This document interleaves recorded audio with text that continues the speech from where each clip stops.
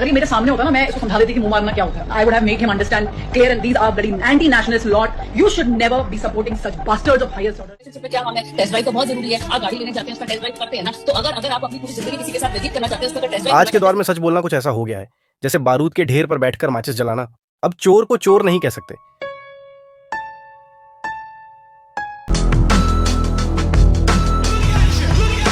वेश्या को वेश्या नहीं कह सकते. और अगर कोई औरत आधे कपड़ों में पब्लिक में घूम रही हो तो उस पर सवाल उठाना भी अपराध बना दिया गया है, क्योंकि आजकल फट से जवाब आता है, माई लाइफ माई चॉइस. हाँ बहन, तेरी चॉइस है, लेकिन गलत को गलत और सही को सही कहना हमारी भी चॉइस है. और अफसोस की बात यह है कि आज यही सबसे बड़ा गुनाह बन गया है. अब तक तो आप समझदार लोग समझ ही गए होंगे कि मैं इतनी असभ्य बातें क्यों कर रहा हूँ, क्योंकि हाल ही में जो विवाद प्रेमानंद महाराज जी और अनिरुद्ध आचार्य जी को लेकर उठा वो कोई मामूली कंट्रोवर्सी नहीं थी. उन्होंने गलती ही ऐसी कर दी, सच बोल दिया. अब सोचिए, आज के दौर में कोई अगर सच बोल दे, वो भी खुले मंच पर कैमरे के सामने और सन्यासी होकर, तो क्या उसे बख्शा जाएगा? नमस्कार दोस्तों, स्वागत है आपके अपने चैनल एजे एम्पायर पर, जहां सच को फिल्टर नहीं किया जाता बल्कि जैसा है वैसा ही पेश किया जाता है. देख लिया ना, अब इन फर्जी धंधेबाजों को कोई कुछ नहीं कह रहा. हर गली नुक्कड़ पर इनकी आस्था वाली दुकानें खुलेआम चल रही हैं. और मजे की बात, ये सब मिलकर लोगों का इलाज नहीं, ब्रेन वॉश कर रहे हैं. इन नौटंकीबाज, पाखंडी और धर्म को धंधा बनाने वाले चालबाजों के लिए सब चुप है, कोई उफ तक नहीं करता. लेकिन अगर किसी ने सच बोल दिया तो बस वही गुनहगार बन जाता है. पड़ गई है तो एक पति को स्वीकार करने की हिम्मत उसमें नहीं रह जाएगी. ऐसे ही जब 4 लड़कियों से व्यभिचार करता है तो वो अपनी पत्नी से संतुष्ट नहीं रहेगा, उसे 4 से व्यभिचार भाई, तुमने सच कैसे बोल दिया? सारी नहीं, कुछ जो लिव इन में रहती हैं वो मुंह मार के आती हैं. 4-5 लड़कों का मुंह मार के आती हैं. अगर ये मेरे सामने होता ना, मैं इसको समझा देती कि मुंह मारना क्या. देखो जरा कैसे भौकाल में आ गई हैं हमारी दीदी. लिव इन में रहना गलत है तो हमारा क्या कर रहे हैं लोग? विरोध. क्यों? क्योंकि सत्य नहीं है. इस कलयुग में आप सत्य नहीं बोल सकते. बात तो सही है. अरे ये जो दीदी है ना, खुशबू पाटनी, दिशा पटानी की बहन है. अब जिनकी बहन पहले ही बॉलीवुड में आधे कपड़ों में झंडे गाड़ चुकी हो और खुद जिनके रिश्ते हर महीने नए एपिसोड की तरह बदलते हो, उनके अंदर जलन और गुस्सा तो भरा ही होगा.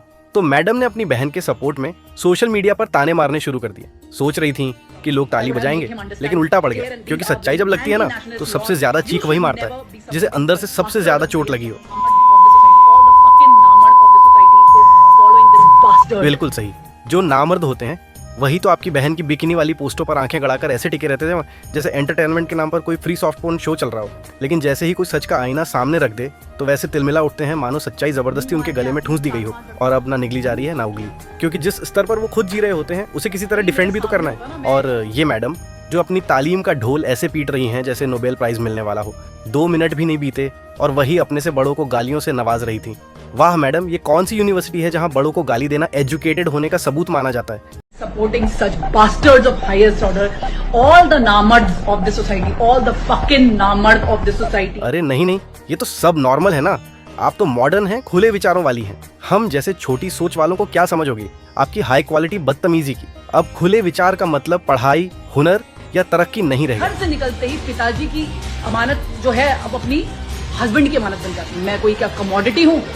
मैं कोई कमोडिटी हूँ? बल्कि लिव इन रिलेशनशिप हर हफ्ते नए बॉयफ्रेंड, गर्लफ्रेंड और क्लब पब में बेहुदा डांस तक ही सीमित रह गया है. और सबसे बड़ी बात, इसमें लड़के और लड़कियां दोनों बराबरी से शामिल हैं. और अजीब ये है कि इन सबको इसमें कुछ भी गलत नजर नहीं आता. मैडम तो बड़े ही प्रोग्रेसिव आइडियाज लेकर आई हैं. फरमाती हैं कि शादी से पहले टेस्ट ड्राइव जरूर लेनी चाहिए, यानी पहले इस्तेमाल करो फिर विश्वास करो वाला फॉर्मूला लागू हो गया है. मतलब अब रिश्ते नहीं, गाड़ियां हो गई. वाह मैडम, क्या लॉजिक है? रिलेशनशिप पे क्या हम है, टेस्ट ड्राइव तो बहुत जरूरी है. आप गाड़ी लेने जाते हैं, उसका टेस्ट ड्राइव करते हैं ना. तो अगर आप अपनी पूरी जिंदगी किसी के साथ व्यतीत करना चाहते हैं, उसका अगर टेस्ट ड्राइव करना चाहते हैं. बिल्कुल सही फरमाया आपने, वरना शादी के बाद अगर इंजन न चला तो घर तो बर्बाद ही हो जाएगा ना. आखिर मैडम खुद तो फुल एक्सपीरियंस्ड है, सलाह भी वीआईपी लेवल की देंगी ही. लेकिन एक बात बताइए, अगर हर बार टेस्ट ड्राइव ही चलती रही और खरीदारी की नौबत ही नहीं आई तो फिर उम्र के अंत में उस वाहन को अपनाएगा कौन? या फिर तब उसका टैग क्या होगा? एक्सपीरियंस्ड मॉडल या यूज एंड थ्रो? सच कहें तो आजकल मॉडर्न सोच के नाम पर जो स्मार्टनेस परोसी जा रही है उसमें शर्म कम और बेहया बेशर्मी ज्यादा है.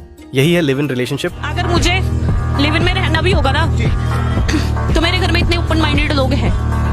लिविंग में रहने को ओपन माइंडेड बोल. एक सेकंड, लिव इन में रहने का ये मतलब नहीं है कि तुम्हें सेक्स करना जरूरी है.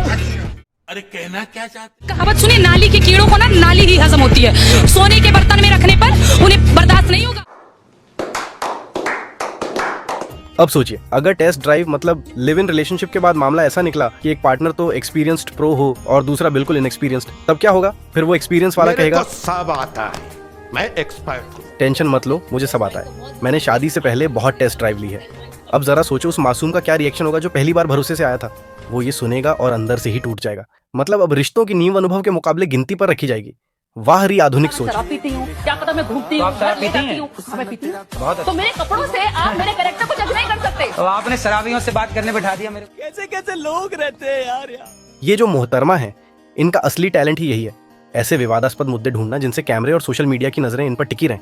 ये कोई नई बात नहीं है, इनका पुराना रिकॉर्ड उठा लो, हर बार ऐसे ही किसी डिबेट में जाकर नकारात्मकता फैलाने वाले मुद्दों को हवा तोड़ दी। मरोड़ के दिखाया जा रहा है कश्मीर फाइल्स में। क्या फिल्म- कश्मीर क्या- फाइल्स में क्या- क्या- टैक्स को तोड़ मरोड़ के क्या दिखाया गया। फिल्म में- केरला क्या फिल्म केरला में- केरला स्टोरी जो है क्या उसमें फिल्म भी में- देश में अगर कुछ अच्छा हो रहा है तो उसमें इनकी कोई दिलचस्पी नहीं होती, क्योंकि वहां लाइमलाइट नहीं मिलती।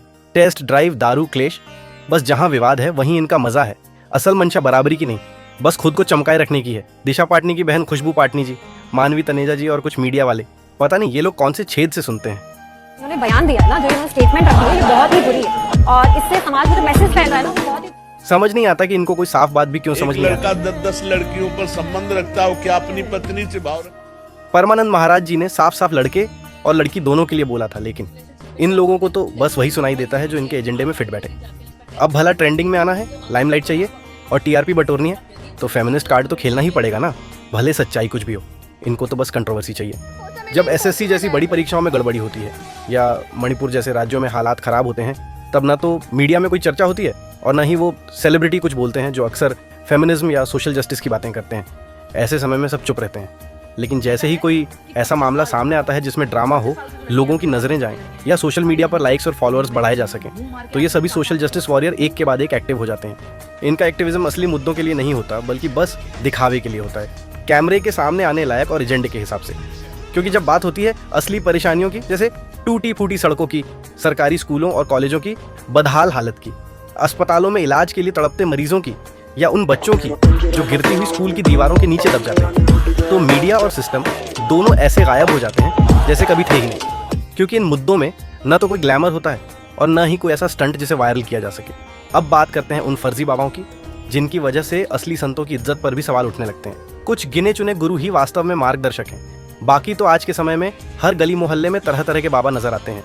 कोई बाबा जादू से नोट निकालने का दिखावा कर रहा है, कोई भीड़ में नाच रहा है, तो कोई महिलाओं पर हाथ फेर कर भूत उतारने के नाम पर शोषण कर रहा है। ऐसे ढोंगी बाबाओं की वजह से जब प्रेमानंद महाराज जैसे असली संत सच्चाई बोलते हैं तो लोग उन पर भी शक करने लगते हैं, क्योंकि अब हर नुक्कड़ पर फ्रॉड, पाखंडी और ढोंगियों की भरमार है। असल में सच्चा गुरु वही होता है जो वैदिक ज्ञान दे, आत्मबोध कराए, समाज सुधार की बात करे और खुद को भगवान न बनाए। जो अहंकार से नहीं, ज्ञान और सेवा से रास्ता दिखाए, वही असली संत होता है। प्रेमानंद महाराज ने यही बात कही कि शादी का पवित्र बंधन ही रिश्तों को स्थिरता और सम्मान देता है। इसमें कोई रॉकेट साइंस नहीं है। लिव इन का विरोध उन्होंने इसलिए किया क्योंकि इसमें न भविष्य सुरक्षित होता है, न सामाजिक एक्सेप्टेंस होती है। ये सोच समझदारी की है, जैसे पिछड़ेपन नाली की का नहीं। कीड़ा नाली में ही सुख का अनुभव करता है, उसे अमृत कुंड में डालो तो उसे भाई, पसंद नहीं आएगा। अगर समाज को सच में बचाना है तो पहले खुद को डिस्क्रिमिनेशन से ऊपर उठाकर लॉजिक से सोचना होगा। मीडिया, सेलिब्रिटी और फेक बाबाओं के प्रभाव में आकर हर बार सही को गलत और गलत को सही साबित मत करो। जरा सोचो, लिव इन रिलेशनशिप में सबसे ज्यादा नुकसान किसका होता है? लड़की का। क्योंकि आज भी समाज की मानसिकता और पारिवारिक सपोर्ट सिस्टम इतने परिपक्व नहीं हुए हैं कि लड़की की किसी भी चूक को आसानी से माफ कर दें। अगर इस वीडियो ने आपकी सोच को हिला दिया तो लाइक ठोको, सब्सक्राइब करो और कमेंट में बताओ, क्या आप भी महाराज की बात से सहमत हो या सिर्फ मीडिया के नौटंकी में फंसे रहोगे? मिलते हैं अगले वीडियो में। तब तक याद रखो, सच सुनने की हिम्मत रखो, क्योंकि झूठ से भीड़ बढ़ती है और सच से समाज सुधरता है। जय हिंद।